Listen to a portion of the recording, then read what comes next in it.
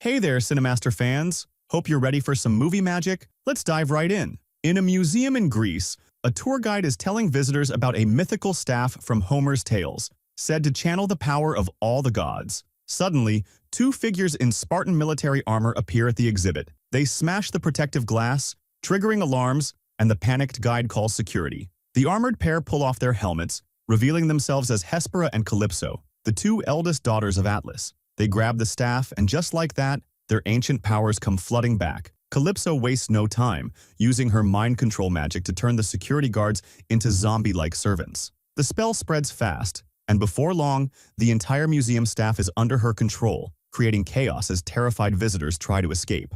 The automated security system kicks in, sealing all the exits with heavy metal bars trapping everyone inside. Annoyed by the mess, Hespera unleashes her elemental powers, turning the museum's marble statues into bonds, trapping the fleeing humans in place, basically turning them into living exhibits. Calypso turns to her sister. Human champions are still humans, and we are gods. Meanwhile, in Philadelphia, Billy Batson, transformed into Shazam, is venting to his pediatrician like he's talking to a therapist. He's frustrated that even after gaining superpowers, his family has started drifting apart, each sibling wanting to live their own life instead of fighting crime together. It stings, and he feels like he's losing his team. After his appointment, Billy heads home and goes back to his usual routine, playing video games. But when he sees his brother Freddy sneaking out for no clear reason, he gets suspicious. Grabbing Freddy's phone, he hears police radio chatter about a bridge collapse. Instantly, Billy is fired up for some action. He calls the rest of his siblings, and they take off for the Benjamin Franklin Bridge. It's a disaster zone. An overturned fire truck has sparked a massive explosion, and the whole suspended structure is on the verge of collapsing. Steel cables snap, asphalt cracks, and cars start sliding toward the edge, ready to plunge into the Delaware River. The Shazam family jumps into action, rescuing people from falling vehicles while Peter tries to weld the broken cables back together. But for everyone he fixes, 5 more snap, and the whole bridge groans like it's about to give way. After a chaotic few minutes, they manage to get all the civilians out of the danger zone, but the bridge itself collapses, crashing into the river below. Shaken by their near disaster, Billy realizes they need a serious family meeting. He tracks down Eugene, who's been mapping the DOR room, a place full of portals to other parts of the universe. If they're going to stand a chance, they need to get organized, fast. After a few minutes of searching, Billy finally finds his brother getting tossed out of a room by a giant monster. Without missing a beat, he grabs him and hauls him back to the meeting room. Once they're all together, Billy tries to kick off a serious team talk,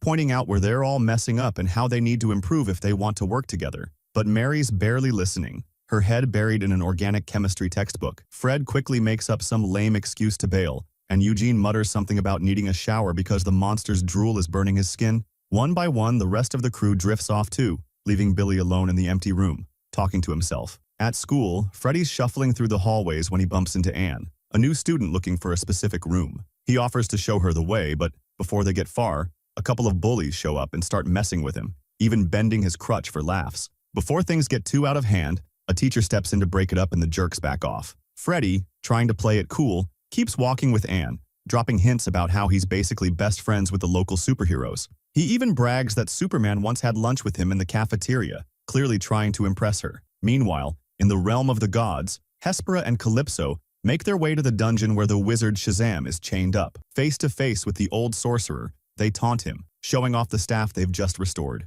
They brag about getting their powers back, elemental and chaos magic, the whole package, and watch as the wizard's curiosity sharpens. But they don't have time for chit-chat. With a flick of their hands, they use telekinesis to yank him closer to the edge of his cell, forcing him to reforge the 2 broken halves of the staff. He hesitates, but their mind control magic leaves him no choice. As the pieces snap together, the wizard lunges, trying to rip the staff from their grasp, but Hespera blasts him back with a wave of raw power. He hits the ground hard, but in the chaos, he manages to wedge a tiny splinter of the staff into his hand. Using the shard, he whispers an incantation, sending a secret message to his champion. Cut to Paris, where Shazam is having dinner with Wonder Woman. Everything going great until out of nowhere, the wizard's face suddenly appears on Diana's body. He warns that the daughters of Atlas are coming, and they plan to take over the world, including his family. The wizard tries to explain how to stop them, but before he can finish, the splinter's magic runs out. Billy jolts awake the next morning, still trying to piece together what just happened. Later, in the school cafeteria, Freddy's hanging out when Anne shows up again. She asks him to show her the exact spot where he supposedly ate with the heroes, but before he can work his charm, Billy storms in, dragging him away for an emergency meeting. Once everyone's together, Shazam tells them about his weird dream and the warning from the wizard. He even admits to doing a quick Google search about the Daughters of Atlas, but it didn't turn up much. Realizing they need real answers, Peter chimes in, saying he might know someone who can help. He leads them through a hidden passage he found while messing around with the Rock of Eternity, which opens into a massive ancient library. There, he introduces the crew to Steve, a magical pen that apparently knows everything in the universe. Billy, seizing the opportunity, asks Steve about the Daughters of Atlas. Without missing a beat, the pen starts scribbling out a list of every book that mentions them, making their research a whole lot easier. While his brothers are busy, Freddy takes Anne up to the school terrace. He's still trying to impress her, so he keeps dropping hints about his connections to the superheroes. To really seal the deal, he asks if she'd like to actually meet a superhero. Without waiting for an answer, he steps back, slips around a corner, and transforms into his superhero form. He comes back out, still playing it cool, conveniently leaving out the part where he's actually still Freddy. With his confidence on full blast, meanwhile, in the library, Billy and his brothers are finally piecing things together. They dig through old texts and figure out that the staff was originally created by Atlas himself, using wood from the Tree of Life. According to Mary, this weapon can absorb and store the powers of other gods, basically a magic mega battery. As they dive deeper, they find out that after the war between gods and titans, some human wizards got their hands on the staff and used it to trap other deities, transferring their powers to their chosen champion. While they're still sorting through the info, they catch a news report about the museum attack and immediately suspect that the two attackers are Atlas's daughters. But something catches Peter's attention. One of the books says Atlas had 3 daughters, Hespera, Calypso, and the youngest, Anthea. The second Billy hears the third name, his brain clicks. He remembers Freddy mentioning that he was hanging out with a girl named Anne, already guessing that this Anne might be the third sister. But before he can even get close, Hespera and Calypso show up on the terrace. Hespera cracks Freddy across the chest with the staff, and he instantly transforms back into his normal, powerless form. Panicking, Freddy tries to transform again, but nothing happens. The staff has completely drained his powers, leaving him just a regular, unpowered kid again. Hespera, not wasting a second, kicks his crutch out from under him, towering over him as she demands to know where the rest of his family is. But Calypso, glancing over the edge of the roof, spots Billy flying toward them in the distance. "No need," she says with a wicked grin. To keep Billy from reaching them, Anthea, who's clearly been playing both sides, suddenly shifts the entire structure of the surrounding buildings, warping the landscape until Billy crashes headfirst into a brick wall. But his brothers aren't far behind, and the sisters quickly realize they're about to have a real fight on their hands. Seeing this as their chance to grab even more power, Calypso suggests they hit the whole family at once. But Hespera and Anthea hold back, reminding her that their real goal is the Seed of Life and they can't risk their mission. As the rest of the Shazam family gets closer, Hespera grabs Freddy and rockets into the sky, raising a massive dome around the whole city to keep the others out. Desperate to save his brother, Billy fires a lightning bolt at the barrier, but it just bounces off, completely ineffective. All he can do is watch as his brother is dragged away. Back in the realm of the gods, Freddy wakes up in a dark dungeon, chained up next to the wizard Shazam. He starts brainstorming ways to escape, but the old wizard, looking defeated, tells him it's hopeless. He's already passed all his power to Billy, so there's nothing left he can do. On Earth, Billy is still trying to make sense of the sisters' powers. He realizes he needs to regroup and come up with a plan. They head to the Great Library, where Stevie, the magical pen, hands them enchanted scrolls that can send messages to the gods. When written on these scrolls, fold into paper birds and fly straight to their intended recipient. Back in the Divine Realm, Hespera calls for Freddy and tries to get him to reveal the real names and ages of the other 5 champions. When he refuses to talk, Calypso steps in, using her chaos magic to hit him with waves of searing pain. But even through the agony, Freddy bites down and refuses to give up his family's secrets. Just as Calypso is about to get more aggressive, Hespera's paper bird swoops in, delivering Billy's message. She tells her sister to back off so she can read it. In the note, Billy offers a deal: the powers of the 5 champions in exchange for Freddy's life.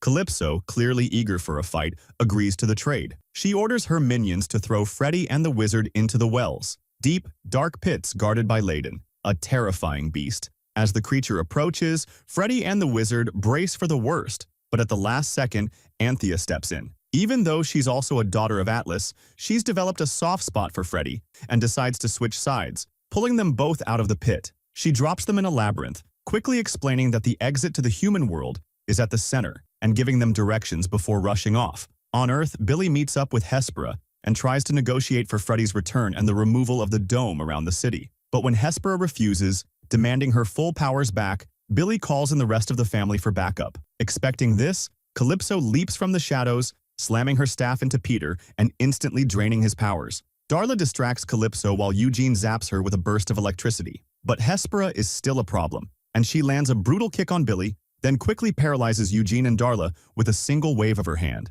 Billy shakes off the hit, rockets into the air, and body slams Hespera into the pavement, freeing his siblings. But underground, things take a turn. Hespera overpowers Shazam, slamming him against a support beam, sending cracks spiderwebbing up the walls. Just then, Mary and Darla burst into the basement. They grab Hespera by the arms, hurling her to the ground. Billy joins in, smashing her with enough force to crack the concrete floor. But Hespera still isn't done. She breaks free, traps the sisters in a mess of metal wires, and slams a heavy wooden crate into Billy, knocking him flat. Hespera grabs Shazam and starts bashing him against the wall, ripping chunks of concrete loose with every hit. Finally, she uses her elemental powers to form a massive ball of junk ready to crush him once and for all. But at the last second, Billy zips out of the way with super speed and lets her own attack slam into her. With the sisters freed and Hespera temporarily knocked out, Billy drags her to the nearest chemical toilet, which acts as a hidden portal to the Rock of Eternity. With Hespera captured, the brothers lock her up and head to the library to write a message proposing a trade, Freddy for Hespera.